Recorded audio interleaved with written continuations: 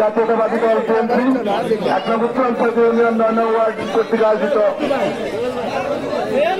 নতুন নেতা কর্মীদের স্মরণে পবিত্র কোরআন খতম দোয়ার অনুষ্ঠান উপস্থিত ১ নম্বর সংসদীয় ইউনিয়ন বিএনপি অঙ্গ সংগঠনের বিভিন্ন স্তরের নেতৃবৃন্দ এবং আজকের এই অনুষ্ঠানের চিফ গেস্ট লক্ষ্মীপুর আসনের সাবেক সংসদ সদস্য জনমন্ত্রী জননেতা জনাব আবুল খায়ের ভূঁইয়া এবং উপস্থিত আমার জাতীয়তাবাদী দলের বিগত আন্দোলন সংগ্রামে রাজপথে যাদের উপস্থিতিতে বিগত প্রাসিবাদী খুনে পালাতে বাধ্য হয়েছে আমি শ্রদ্ধার সহিত স্মরণ করি সমাজ প্রতিটি জাতীয়তাবাদী যুবদল কর্মী ভাইয়েরা সবাইকে আমার ব্যক্তিগত পক্ষ থেকে এবং ইউনিয়ন উপজেলা এবং জেলা নেতৃবৃন্দ সবাইকে আমার ব্যক্তিগত পক্ষ থেকে আমার একটা নতুন ইউনিয়ন জাতীয়তাবাদী যুবদলের পক্ষ থেকে সালাম আন্তরিক অভিনন্দন মহাবতার সবার উপস্থিতিতে আমি শ্রদ্ধার সহিত স্মরণ করি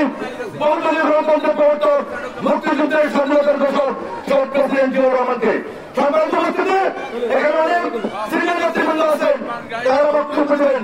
তারপর আমি বলতে চাই যেহেতু অনেকদিন পরে বসা আপনাদের সাথে দেখা সাক্ষাৎ হওয়ার জন্য আসলেও বক্তব্য দেওয়া হয়নি, তারপর আমি বলবো যারা বিগত আন্দোলন সংগ্রামে এই রাজপথে ছিল নিজের পরিবার পরিজনদের রেখে নিজের জীবনের মায়া ত্যাগ করে খুলে থেকে বিদায় করার জন্য বিগত ৪ তারিখে লক্ষ্মীপুরে একত্রিত হয়েছে।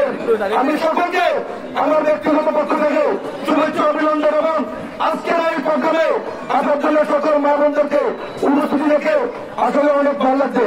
সম্মানিত উপস্থিতি আমি আমার বক্তব্য দীর্ঘায়িত করতে চাই না। আপনারা জানেন আগামী লক্ষ্মীপুর আসনের সকল সংসদ সদস্য জননন্দিত জননেতা এখান থেকে ভোট করবে নাকি?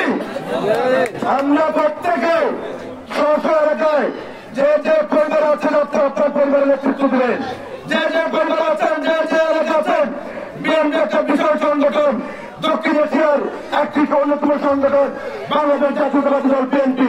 অতএব বিএনপির কর্মী প্রত্যেকটি ঘরে ঘরে আছে।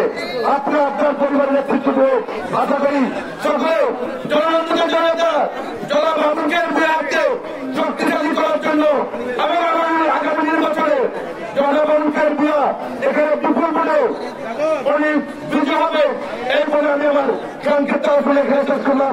ধন্যবাদ। বাংলাদেশ জিন্দাবাদ। জননন্দিত জনতা জনাব আবুল খায়ের জিন্দাবাদ। আগামী দিনের বাংলাদেশের জনাব তারেক রহমান জিন্দাবাদ। আসসালামু আলাইকুম ওয়া রাহমাতুল্লাহি ওয়া বারাকাতুহু।